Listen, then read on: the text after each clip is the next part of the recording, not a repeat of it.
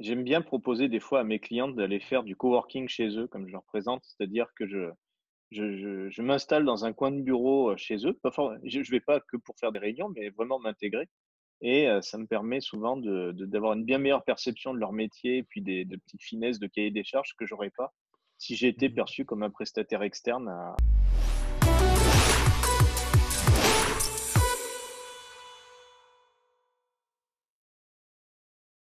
Et salut, salut! On se retrouve pour ce nouveau numéro du Zoom, numéro je sais plus, mais c'est un numéro, ça c'est sûr.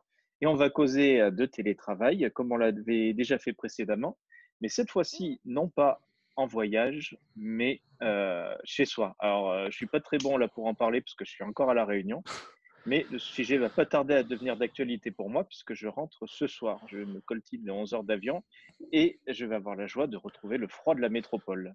Et pour parler de tout ça, bah, je suis avec Hugo aujourd'hui. Salut Hugo. Salut, salut. Donc, ouais, tout à fait. Du coup, bon, on va parler de comment vous pouvez travailler depuis chez soi, les avantages, les inconvénients qu'on peut avoir et comment on peut mettre ça en place. Donc, je pense que nous, dans la famille, on a une petite expérience de par toi, JD, qui bosse depuis chez toi depuis un bon moment. Et puis là, il y a Gab qui est pas là malheureusement, mais qui est aussi en train de se lancer là-dedans. Et donc, moi, pareil, je bosse aussi de chez moi à côté des études. Donc, on va essayer de vous parler un peu de tout ça.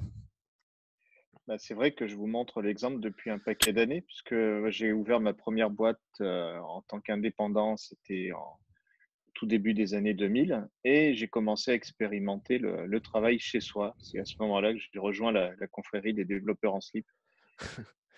Ouais, tout à fait. Bah, c'est vrai que moi, je t'ai toujours vu travailler à la maison.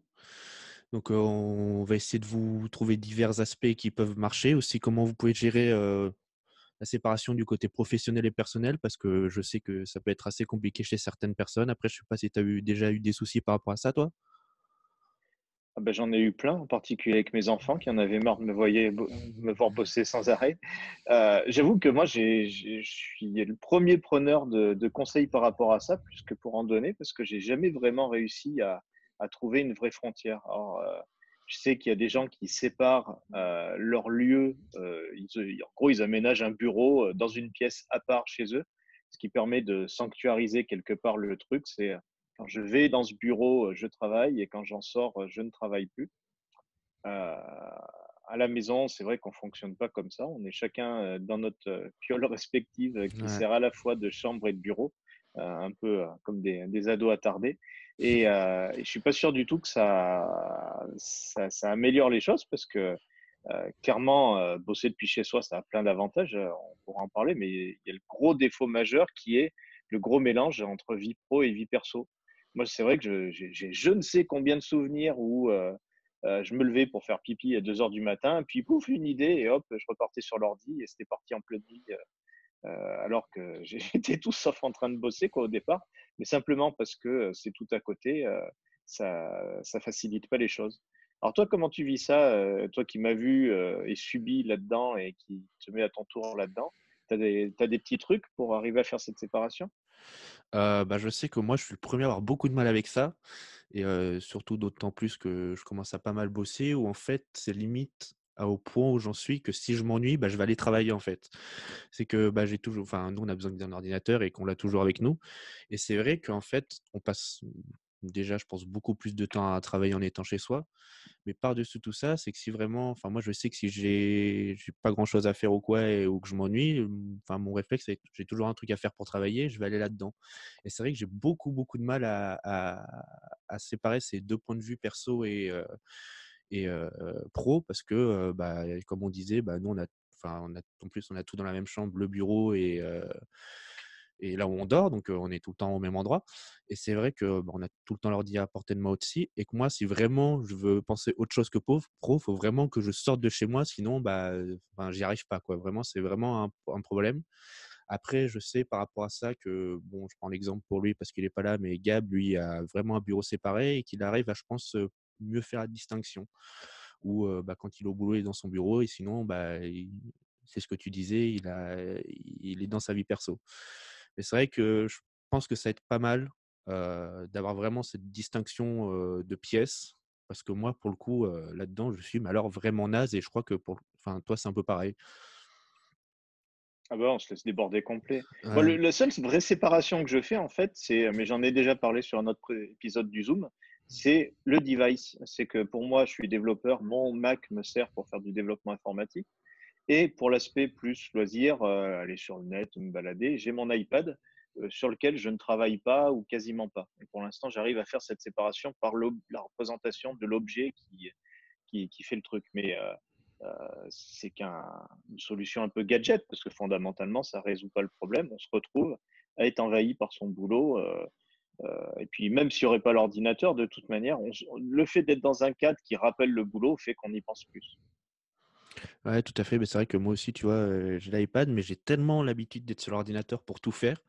Parce que bon, moi, outre le côté pro où je travaille, j'ai les études, et cetera, et même le loisir, je fais tout sur l'ordinateur. Et contrairement à avant, j'ai beaucoup perdu l'habitude de faire cette séparation rien qu'au niveau des appareils que j'utilise, quoi. Alors après, il y a des petites astuces, mais qui sont plus des astuces de productivité au quotidien, du style de s'arrêter régulièrement et d'aller se balader, faire une pause, aller Mmh mh. dehors. Moi, je sais que j'aime bien aller marcher un peu pour me changer les idées et ça permet pour le coup de sortir complètement du cadre du boulot, même si souvent j'amène des podcasts avec moi qui peuvent parler de choses professionnelles, donc finalement, c'est pas tant gagné que ça. Mmh. Heu et puis, il y a quand même une solution, sur laquelle, qui me tient un peu à cœur parce que j'ai déjà pas mal travaillé dans ce sujet-là, c'est l'aspect coworking. Les espaces de coworking sont Mmh. faits pour ça au départ. C'est, la motivation première de gens qui ont fait du coworking, c'était des gens qui, comme moi, dans les années 2000, se retrouvaient, dans la solitude du chez soi et qui ont fini par imaginer ces espaces où on pouvait partager un bureau à plusieurs, mais à plusieurs bossant chacun pour des structures différentes. C'est un petit peu comme a fait d'avoir des collègues de boulot, mais uniquement pour le meilleur, quoi, pour blaguer à la machine à café, etc. Et pas pour le côté pesant que peut avoir une structure hiérarchique et une entreprise dans laquelle on est avec des bureaux au quotidien. Mmh mh. Et je pense que c'est un inconvénient pour certains aussi, c'est que le fait d'être chez toi, c'est que physiquement parlant, tu vois personne et tu parles pas forcément à beaucoup de gens. Et je pense que c'est un aspect aussi qui résout un peu ce problème, les espaces de coworking où, bah, c'est super bénéfique pour toi parce que tu vas faire ton travail et en même temps, tu auras des gens autour de toi de vraiment plein d'horizons et avec qui tu vas pouvoir échanger sur divers sujets et même, des fois, faire des bonnes relations autant, en tant que, amical que professionnellement parlant, sur des choses où on peut s'entraider en fait et c'est vraiment je pense, c'est super intéressant et moi je sais que je le ressens un peu des fois ou quand je suis vraiment pendant, plusieurs jours tout seul à la maison à bosser, tout seul et que je vois pas forcément de monde physiquement, c'est quelque chose qui me dérange un peu, parfois, ouais.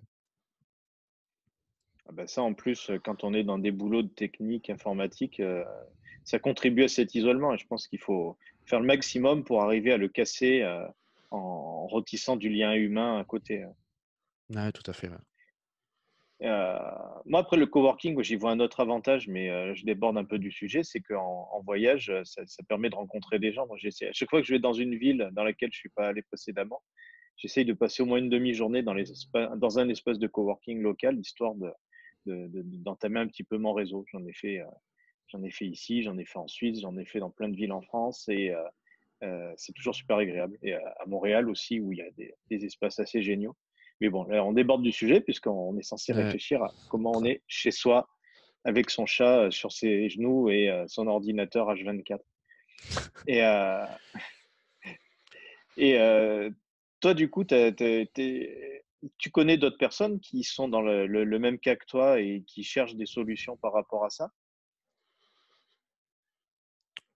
heu, à mon niveau, je parle en tant qu'étudiant, je crois pas spécialement parce que globalement, étonnamment, même dans ma formation, il y a pas beaucoup qui te font de boulot à côté par rapport à ça ou quoi. Mais après, je sais que j'ai pu faire des rencontres où déjà, où j'ai eu des gens qui me disaient, bosser chez soi, ça a beaucoup d'avantages et cetera. Quand on est tranquille et cetera, c'est bien.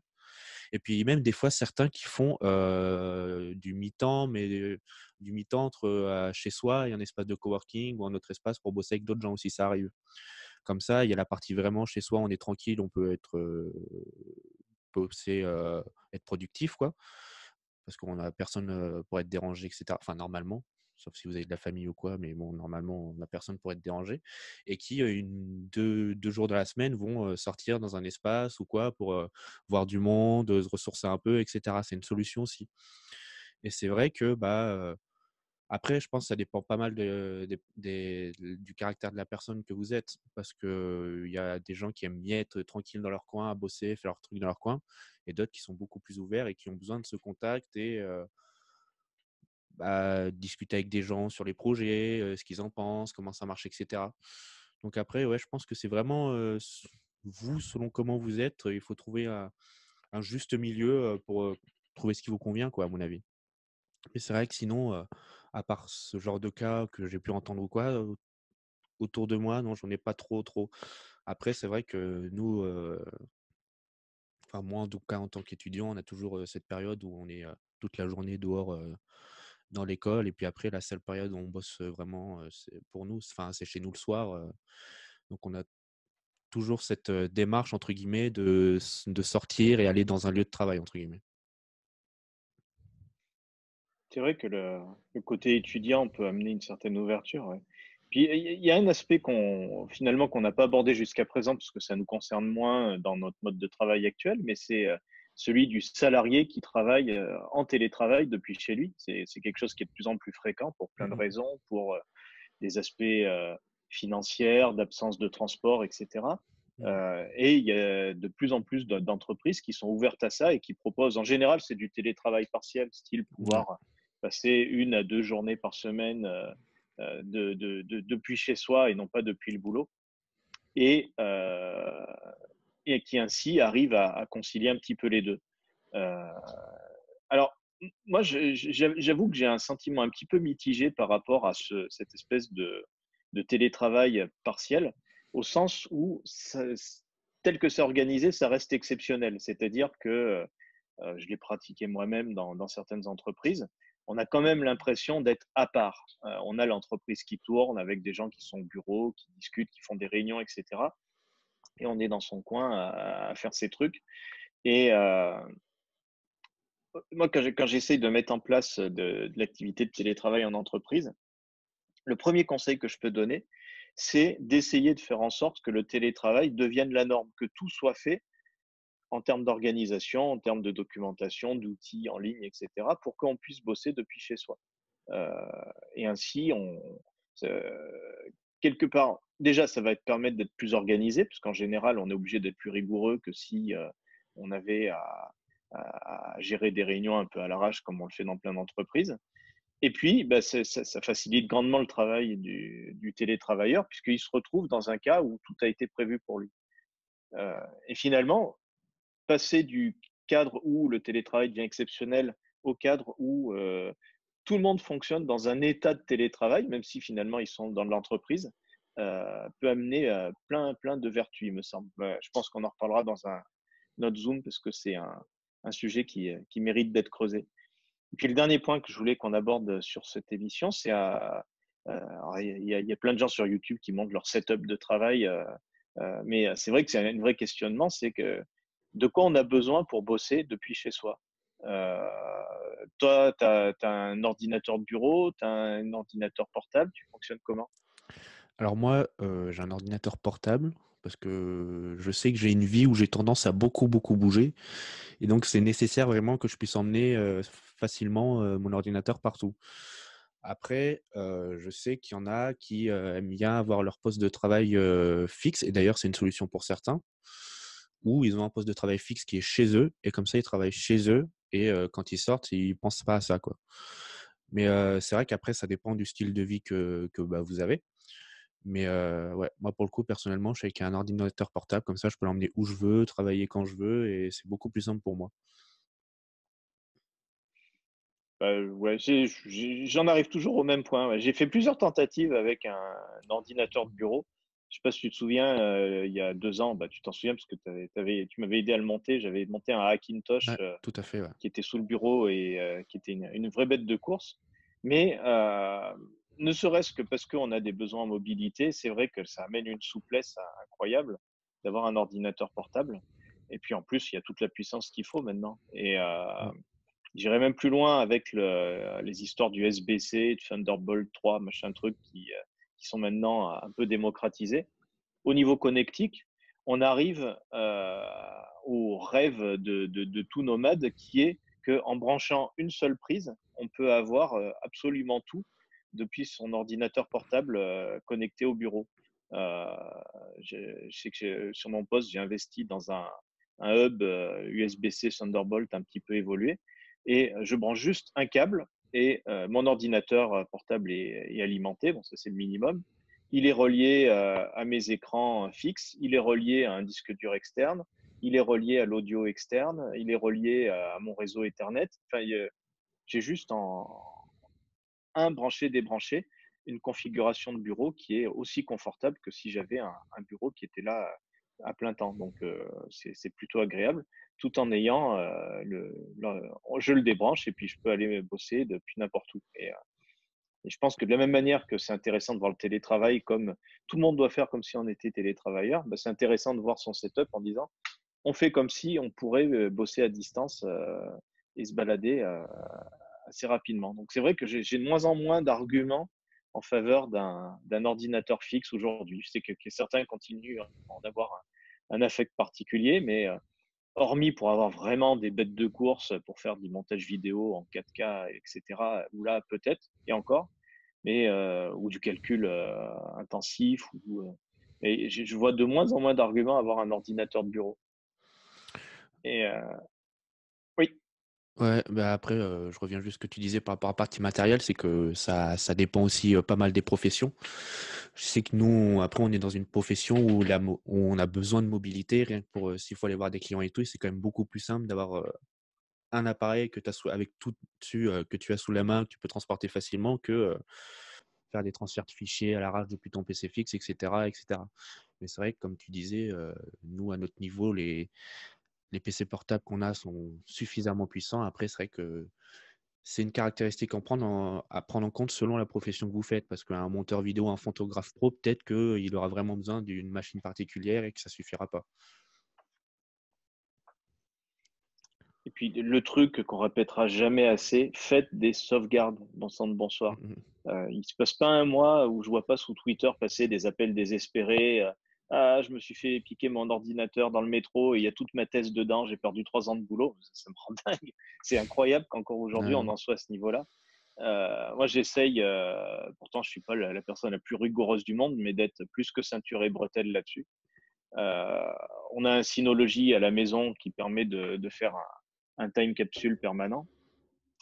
Et toutes mes données sont en plus clonées via des clouds, machin truc, peu importe celui qu'on prend, mais euh, le minimum, ça me semble d'avoir un stockage complet extérieur à sa machine, qui est chez soi et qui fonctionne sans qu'on ait à s'en préoccuper, et un cloud quelconque pour avoir ces données depuis n'importe où et pouvoir ensuite les récupérer. Chacun a ses avantages et inconvénients et je pense que d'avoir les deux est indispensable. C'est complètement aberrant, surtout avec la dépendance qu'on a au numérique aujourd'hui, qu'on ne fasse pas ces sauvegardes. Ça devrait être enseigné à l'école maternelle.